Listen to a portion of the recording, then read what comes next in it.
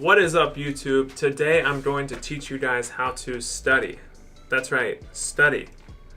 In med school, information comes at you faster than you could ever imagine, and if you don't have a proper study technique or know how to study, learning that information is almost impossible. For me, the hardest part in med school was actually learning how to study, so I wanted to give you guys 3 tips on how I learned how to study effectively and memorize every single thing in med school. Not everything, but most things. Let's go.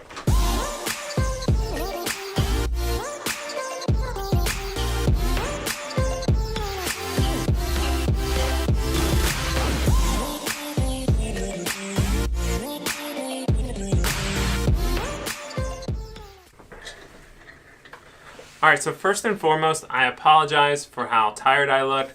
These bags under my eyes, this is my 6th night in a row, 6th 12-hour night shift in a row, and I am a little on the tired side, but this is my last night shift of the entire year of 2019.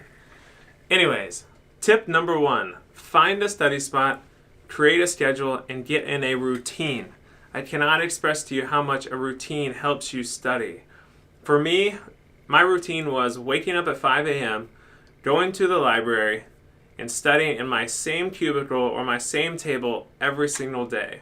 For me, that was really important because once I sat at that table, it was business time and it was game on. If I were to stay at home, I would dilly-dally around, watch some TV, watch some YouTube. Instagram wasn't as popular when I was in med school, but I can imagine I'd probably be on Instagram a lot if I were in med school now. So for me, I had to get the heck out of the house, go somewhere, and get to work. Some people like studying at home. I'm not one of those people, but if you do, make sure you leave all distractions away from you and focus. I'm currently studying for radiology boards right now, and I adopted the same exact routine. I wake up early at 5 a.m., I go into the kitchen or downstairs in my apartment complex, and I get to work. And I do this before I actually go to work. So I wake up 2 hours early before work, start studying, and then go to work and come home. If I don't do that, I don't even know when I would have time to study while having a full-time job in residency. Tip number 2, find yourself a study partner, preferably smart and preferably motivated, and stick with them throughout med school. My study partner in medical school was a girl named Alexandra. Shout out to Alexandra. I don't know if you're watching, but if you do, thank you for everything you did. She was amazing during med school. She was extremely motivated, unbelievably smart, and more importantly, she kept me on task and made me a better student. It's always nice to bounce topics off of a study partner and quiz each other back and forth. This really helps you nail down the material, and it's always nice to see what that person picked up during lecture and what you picked up, and comparing notes and trying to come up with a condensed version of what to study. Another tip along those lines, what really helped me was actually verbally going over topics.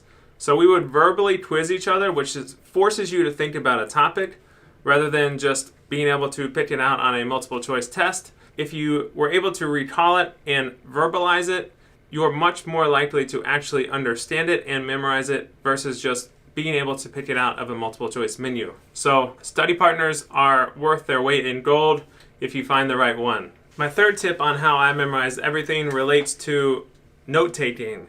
In medical school, we get about 100 PowerPoints per test, and each PowerPoint has 40 to 140 slides on it. You have to kind of condense that information and really focus on what's important, and oftentimes condensing that information is actually the hardest part because you don't want to miss anything and you don't want to leave anything out. So this actually goes back to my second tip, which is my study partner and I used to take turns on each PowerPoint. So for instance, if there were 30 PowerPoints, I would take 15, she would take 15, and we would both outline them. And the way we formatted and condensed these outlines was the best thing ever.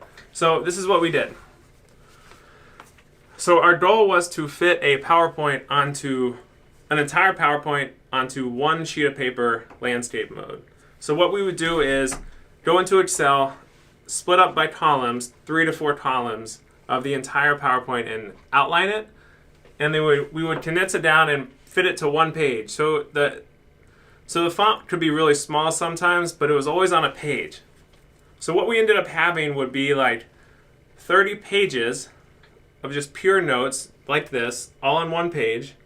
And the reason this helped is because A, it condenses the material and puts it all in front of you, rather than scrolling through PowerPoints mindlessly and missing stuff here and there.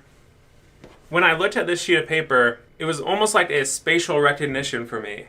So if I was in the test and I couldn't remember a specific detail on a topic we were tested on, I could at least put it to like a specific portion of the page, and I could think like, okay, so I think that was up on the left side of the page, which means it was probably one of these two things. And it oftentimes just on spatial memory or spatial recognition of what was on my outline, I could kind of pick the right answer. Because there's so much information, it's impossible to know everything. So you have to develop different techniques that work for you. So for us, we split up the PowerPoints, we outlined every single one like this, fit it all on one page, and we would have the exact same material to study. We could quiz each other, and we could at least spatially recall information if we couldn't remember it, every single detail. Alright guys, so that concludes my 3 tips on how I memorized everything or almost everything in med school, and the tips I still use today. So if you liked this video and thought it was helpful, leave a thumbs up, hit that like and subscribe. Don't just hit it, smash that like and subscribe button, and I guess I will see you guys on the next video.